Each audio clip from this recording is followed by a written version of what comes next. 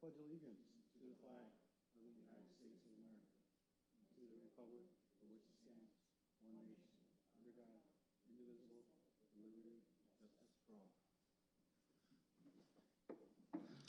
Hey, thank you. We'll have roll call, please. Stiganga, Ellers, Fagione, Sierra, Sassy, Here. Ramos, here, Hines. Here.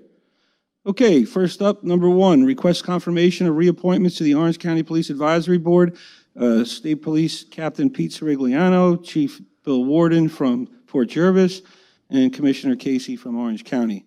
I see Commissioner Casey's already at the podium. I'll need a motion. Tom Fagione, is there a second? Rob Sassy. Commissioner, the floor is yours. Harry Poor asked me to stand in. On now? Harry Poor asked me to stand in and do the presentation on this. These are 3 reappointments to the Orange County Police Advisory Board. Bill Warden's been on the board for longer than I've been with the county, so probably 10 years. He does a great job. He's one of the senior police chiefs in the county. Pete Sorigliano is the captain from the New York State Police. He's his own commander for Orange and Rockland. He's done an outstanding job in my former position. If I do say so myself, he's been a great asset to the county. And myself, the Commissioner of Emergency Services. So we're all up for reappointment. Okay, I sit on that board as well, and I concur with everything the Commissioner said. Anybody have any questions or comments? Hearing none, we'll call the question. All in favor, say aye. Aye. Anyone opposed? So carried, unanimous. Thank you. Next, we have number 2, the District Attorney's Office requested Orange County State legislators introduce home rule legislation in the form of amendments to Judiciary Law Sections 321I, 322, and 327. Those amendments would permit Orange County to determine the number, residence, and compensation of grand jury stenographers. This is legislative request number 18. Have a motion, please. Mr. Fagione and Mr. Sassy. Mr. Conflitti, the floor is yours. This is going to sound repetitious to most of you, I think, because I did this yesterday with pretty much everybody in the room. But first of all, I'd like to thank our County Attorney Langdon Chapman for helping sort of move me through this, because this is a type of legislation I'd never asked for in the past. He was good enough to give me some pointers on how to draft the legislative request for this. The judiciary law, as far as the compensation of grand jury stenographers, goes back to 1909 and has really never been updated since then.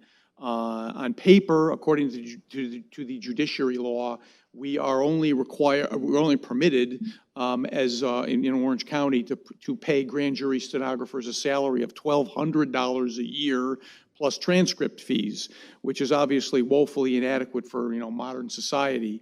This request is for this legislature to pitch to our local assembly persons and senators the notion of introducing legislation at the state level to amend 3 sections of the judiciary law as they would pertain to Orange County.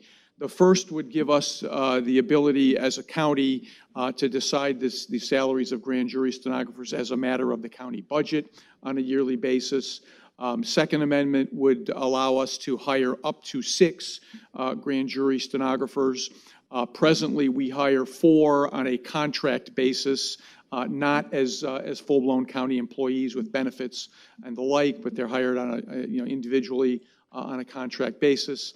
Amending that to say 6 would give us some flexibility in the future.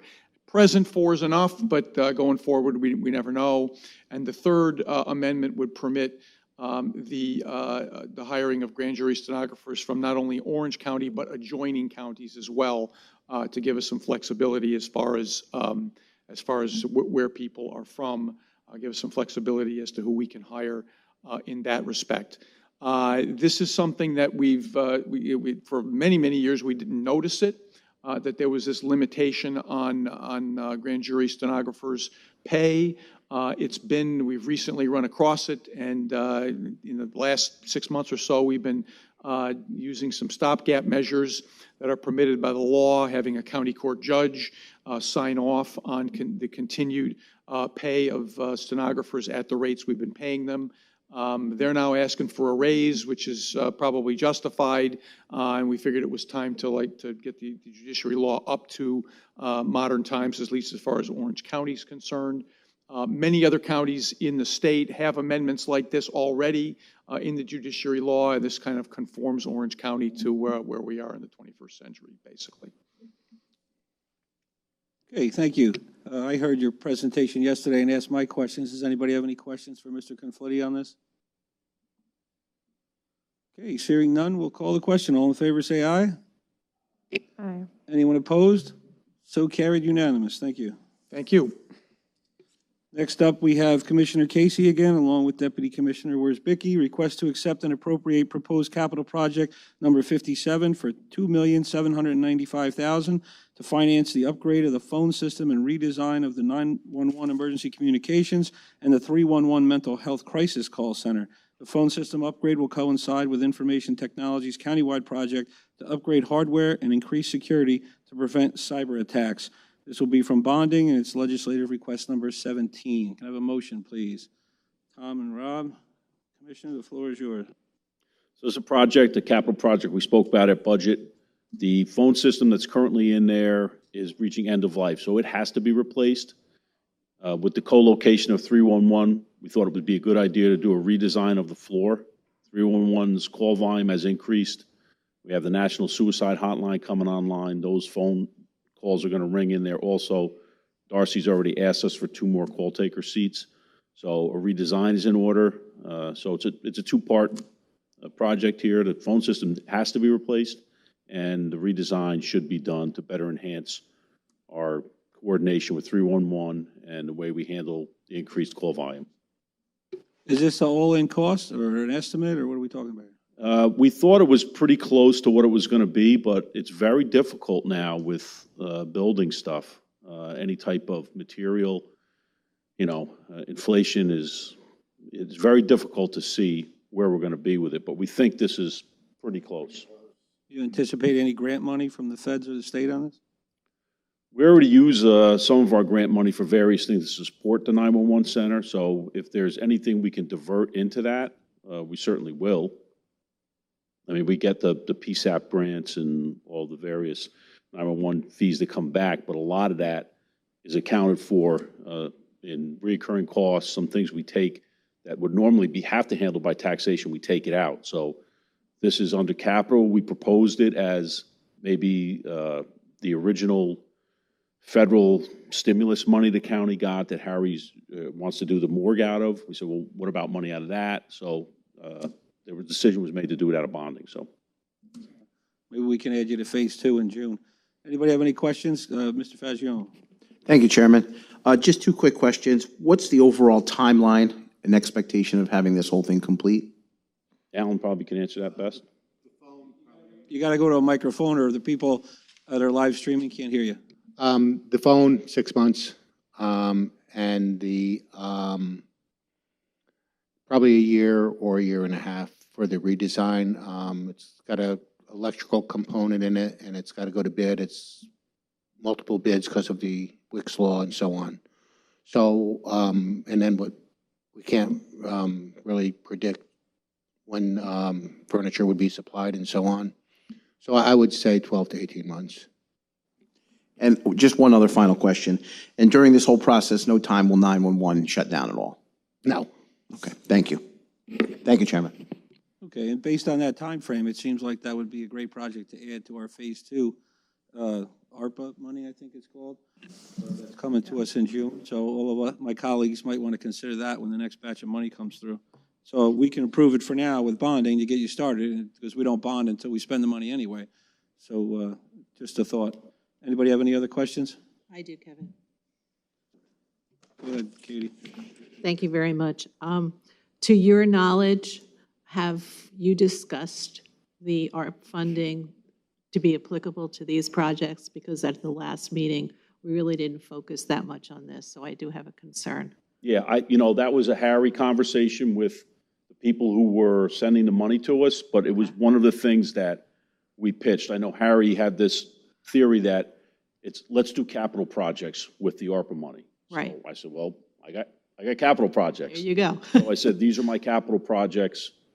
You tell me, where the money comes from is up to above my pay grade type operation here. Understand? But yeah, I mean, I would think it would be applicable. Certainly, the call center and 311 were integral in our COVID response. However you want to craft that, it probably can be done, but that's not my decision. Okay, both myself and Legislator Benton sit on that committee, on the task force, so we will bring that forth Yeah, sure. to see, in fact, if it's eligible and meets all the. I would think it would fit. But And the timeliness of it. yeah. So I'll make sure that we definitely look at it, because on the top of my head, I didn't see where we got into that too much. Yeah. So, Thank you. thank you. Okay, anybody else, comments, questions? All right, hearing none, all in favor, say aye. Anyone Aye. opposed? So carried, unanimous. Thank you. Thank you. Thank you. Next up, we have the Sheriff's Office. I see we have Under Sheriff Jones, Captain Catletti with us. I need a motion to discuss the corrections report, please. Rob and Tom. Captain, the floor is yours to highlight the corrections report. Good afternoon. Today, our facility head count was 385 at 7 o'clock this morning. We had an ICE count of 125, marshal count of 24. Our revenue at the end of January was $662,288. Okay, so in today's paper, you have a famous guest.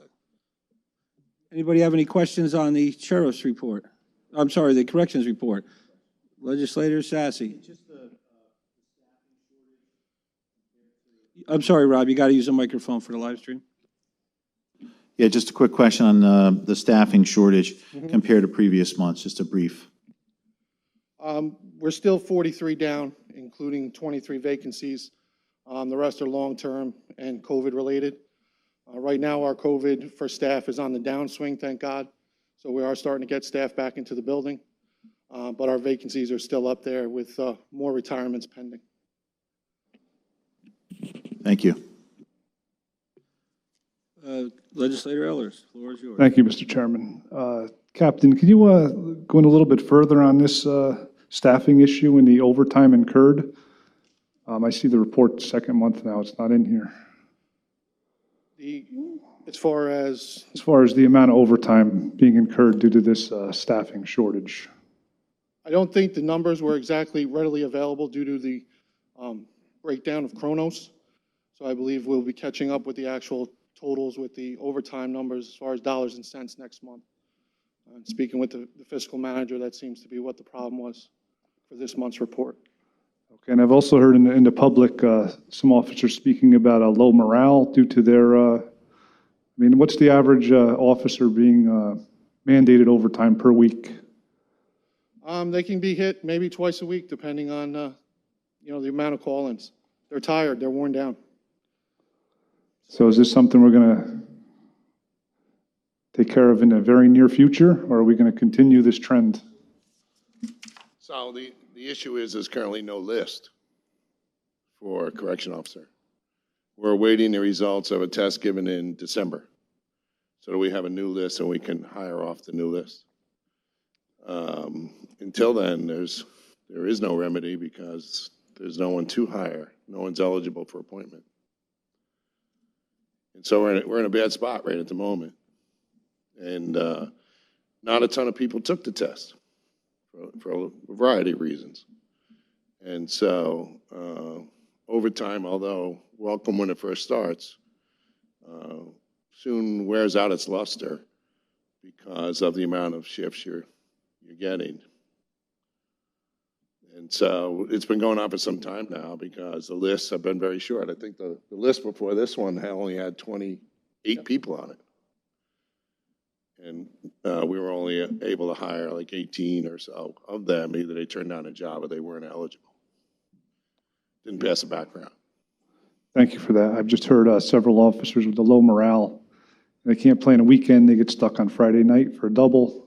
Absolutely. And I think it's affecting the whole division. It's no question that it's impacting the quality of life of every CO that works there. No question. And the supervisors as well.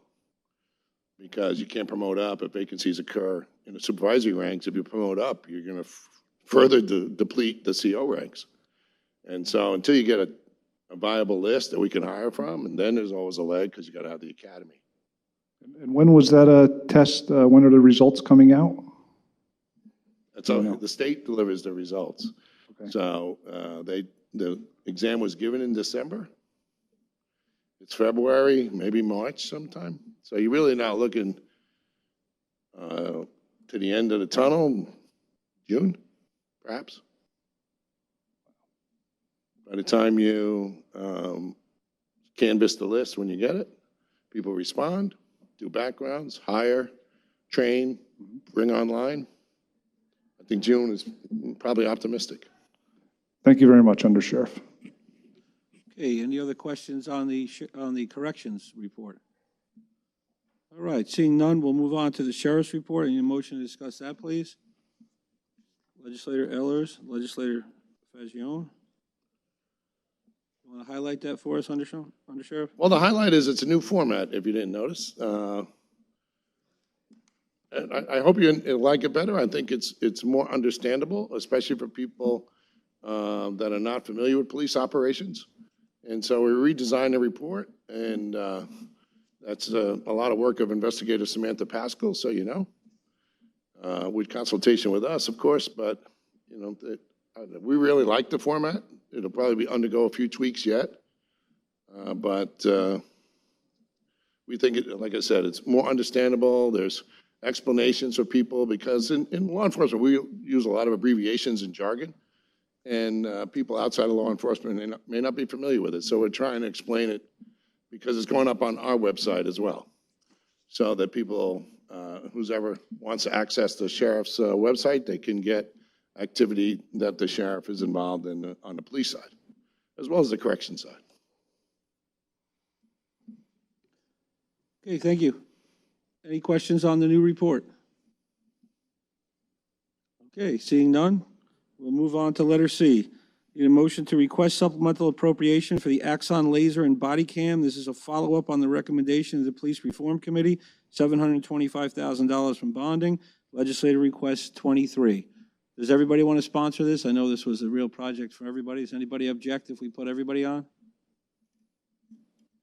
Okay, then we'll put everybody on. You want to highlight that for us? I know we all pretty much know what it's about, but. Look, it's been a long process, and it's been a joint effort not only by the sheriff's office, but the county executive's office, Harry Poor there, and Susan Whalen in law in particular, and I'm sure her superiors as well.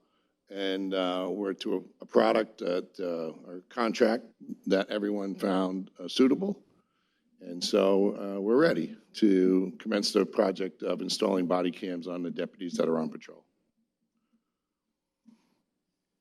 Okay, and we have some new legislators on the committee. You want to just talk about the function of it with respect to the tasers and automatic and the storage? Yeah, I can give you a brief overview of how the Axon product works. In this particular product, tasers come with it. And so any activation of tasers and the body cams automatically go on at certain times. And since a lot of agencies like the state police, for example, and some local agencies also have Axon, if one of the police officers activates the body cam, everyone else's automatically goes on. And so that gives you different points of view as opposed to a single point of view. And so we welcome this. It's part of police accountability. I know the detractors of police are some of the people that push for this, but I don't think in the long term it's worked out exactly as they anticipated. Really, the implementation of body cams has shown that police officers are restrained and professional by and large across the nation. We expect that here too, because our people are very well trained. And we expect in the few instances that we get personnel complaints by the citizens, that the reliance on the actual facts via the film will solve most of these issues, as they did, and you know, as a legislature, have been here long enough, as they did in the jail. When the jail had no cameras, we had constant litigation. When we went to cameras, litigation lessened substantially because it was no longer your word against someone else's word and, you know, conspiratorial theories that get launched and things of that nature. So this is pretty easy. I was mistreated by the police. When? Here's the day to stop. Let's pull out the film, and it'll be pretty clear whether or not the actions that are alleged took place. And so there is some negotiations to go on with the PBA, but we expect those to be fruitful. Okay, thank you. Mr. Fagione. Thank you, Chairman. I want to thank the undersheriff. We had a conversation recently about the cameras and whatnot. My only question, and I forgot to ask you this during our conversation, those cameras will go on the uniforms currently as our deputies are fitted with. They don't need to get any new equipment or anything other than the cameras themselves. They're not going to need new jerseys or vests or anything. No, they have carriers, and I believe this carrier accommodates a body cam. If not, we'd be purchasing new carriers. That's not, crazy expensive proposition. Okay, thank you. Anybody else? All right, hearing none, we'll call the question. All in favor, say aye. Aye. Anyone opposed? So carried unanimous. Thank you. We'll move on to letter D, request supplemental appropriation for the parking area, repairs, upgrades, traffic markings, $600,000 from bonding, legislative request number 24. Can I have a motion, please? So moved. Legislator Ramos and Fagione. Under Sheriff, the floor. Again, if you've driven to the jail, as you drive in, you'll notice that a few of the drains have collapsed and creates danger to the vehicles and it's a pretty busy road going in and out of the jail. And if you tried to park in the jail recently, you understand the parking space lines have been basically obliterated. And so this project is going to pave every place that's needed, fix the drains, reinstall the lines, and restore that parking lot before it goes too far. And then it would take a lot more work if you don't maintain it. Any questions or comments on that? Seeing none, we'll call the question. All in favor, say aye. Aye. Anyone opposed? So carried unanimous. Thank you very much, Under Sheriff. Now we'll move on to number 5. We have Probation Director Davidian with us. Request supplemental appropriation for Probation Department's body cam tasers as contained in proposed project number 100 in the 2022 capital plan, $166,000 from bonding, legislative request number 29. I need a motion, please. Or why don't you all want to sponsor this, much like we did with the deputies? Anybody object? All right, so we'll all sponsor it. Mr. Davidian, the floor is yours. Good afternoon, Mr. Chairman and members of the committee.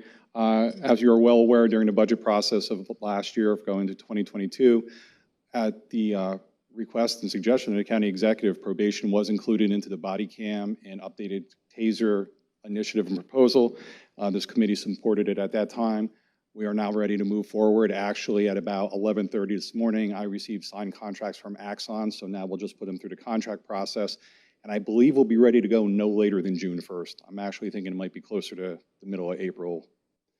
And what our plan is in probation is every officer who is regularly assigned to field duties will be outfitted with a body camera, and we'll have extra units in the offices for those that don't usually go into the field. For myself, I'm not usually in the field, but if there were an instance where I go in the field, I would take one of those extra units and deploy it as well. I think it's a great step for accountability. When you look at the research, in over 95% of the cases, it actually helps indemnify or support the officer's point of view of an incident. And in the other 5% where it doesn't, those officers are held accountable for their actions, because in most cases, in that 5%, something has gone wrong. And I would ask for that funding to be approved as we move forward with the project. Thank you. Are you going to manage that system, or do you have a deputy going to handle that, or a supervisor? How's that going to work? In the initial phases, it'll be me, and then ultimately I'll pass it off to the principal probation officer, which is my third in command. Okay. Anybody have any questions for the probation director? Okay, seeing none, we'll call the question. All in favor, say aye. Anyone opposed? So carried unanimous. Thank you very much. Thank you. And the desk is clear. A motion to adjourn is in order. Mr. Sassy and Mr. Ellers, thank you very much. We are adjourned.